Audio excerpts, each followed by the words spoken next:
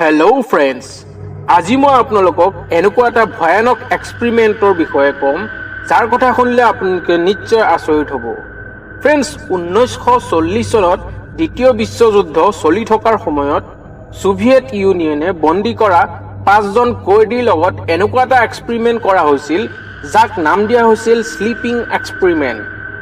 Friends, বন্দী কৰি ৰখা কয়দীকেইজনক এই এক্সপেৰিমেণ্টটোৰ কাৰণে 30 দিনৰ কাৰণে এটা ৰুমত বন্দী কৰি দিয়া হৈছিল আৰু চৰ্ত ৰখা হৈছিল যে যদি গোটেই কেইজন কয়দীয়ে 30 দিনলৈকে নোখোৱাকৈ থাকিব পাৰে তেন্তে তেওঁলোকক মুকলি কৰি দিয়া হ'ব।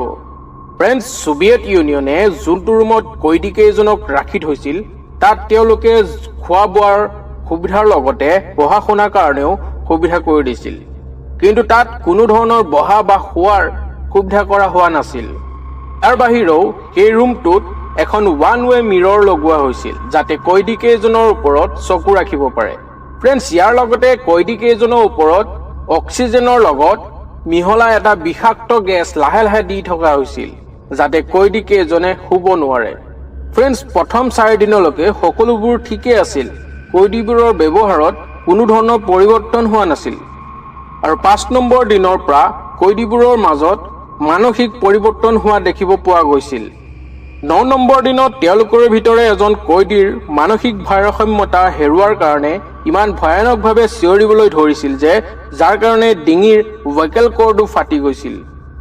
ফ্ৰেণ্ডছ, আৰু লাহে লাহে সকলোবোৰ কয়দীৰে অৱস্থা প্ৰায় একেই হৈ গৈছিল, কিয়নো সকলোবোৰ কয়দীয়ে তেতিয়ালৈকে নিজৰ মানসিক ভাৰসাম্যতা লাহে লাহে হেৰুৱাই পেলাইছিল আৰু ৰিচাৰ্জাৰসকলে সেই ৰুমটোৰ ভিতৰত লাহে লাহে গেছৰ পৰিমাণো বঢ়াব ধৰিছিল।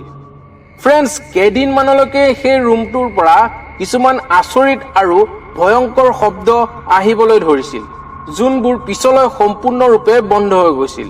ফ্ৰেণ্ডছ, তাত থকা কয়দীবোৰে যে মৰি যোৱা নাই সেইখিনি কথা ৰিচাৰ্জাৰসকলে অক্সিজেনৰ পৰিমাণৰ ওপৰত গম পাই আছিল, কিন্তু কেইদিনমানলৈকে যেতিয়া সেই ৰুমটোৰ পৰা কোনো ধৰণৰ শব্দ বা আৱাজ নাহা হৈছিল তেতিয়া তেওঁলোকে ৰুমটোৰ ভিতৰলৈ যোৱাৰ সিদ্ধান্ত ল'লে আৰু যেতিয়া তেওঁলোকে সেই ৰুমটোৰ ভিতৰত প্ৰৱেশ কৰিলে আৰু দেখিলে ৰুমটোৰ পৰিৱেশ ইমানেই ভয়ংকৰ আছিল যে তেওঁলোকে দেখি হতভম্ব হৈ গ'ল।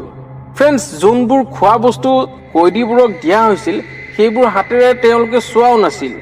চাৰিওফালে কেৱল তেজ বৈ আছিল আৰু কয়দীবোৰৰ গাৰ মাংস পৰি আছিল। তাৰে কিছুমান কয়দীয়ে আকৌ তলত পৰি থকা সেই মাংসৰ টুকুৰাবোৰ খাই আছিল।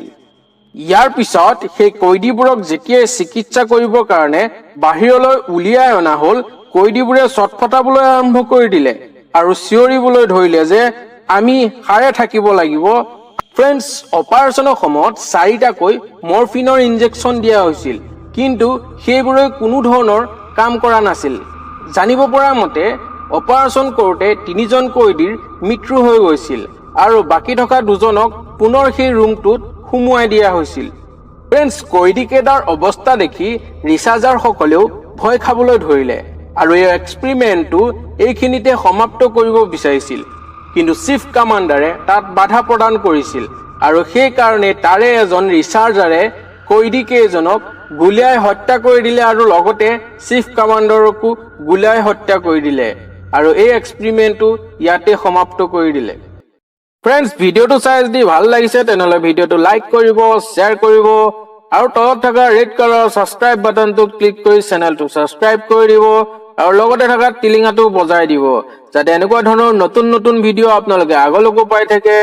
আৰু শেষত ভিডিঅ'টো চোৱাৰ বাবে আপোনালোকক বহুত বহুত ধন্যবাদ। জয় হিন্দ, জয় আই অসম।